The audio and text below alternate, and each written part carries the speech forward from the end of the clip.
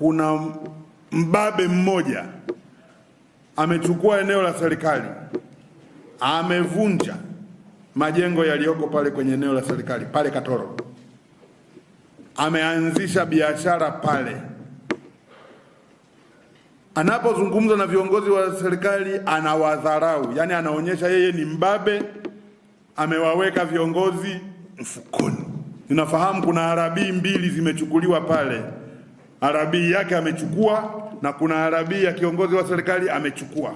Mheshimiwa Mkuu wa Wilaya, kwa niaba ya mkuu wa mkoa ambaye najua utampelekea haya maelekezo yangu kupitia vyombo hivi mlivyo navyo, hebu lifuatilieni hili swala, na kama hakuna mkataba wowote alionao yule ndugu pale, kama hakuna, hatua za kisheria zichukuliwe, hatua za kisheria zichukuliwe.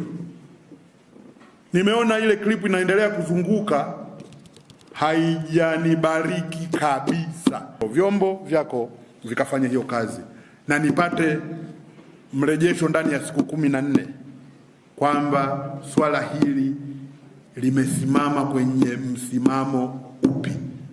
Serikali haiwezi kuchezewa, serikali haiwezi kuchezewa hata kama una fedha. Mimi nikiwa waziri wa mamlaka za serikali za mitaa, mamlaka za serikali za mitaa hazitachezewa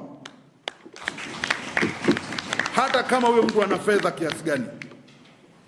Kwa hiyo Mheshimiwa, kwa niaba ya mkuu wa mkoa naomba mlishughulikie.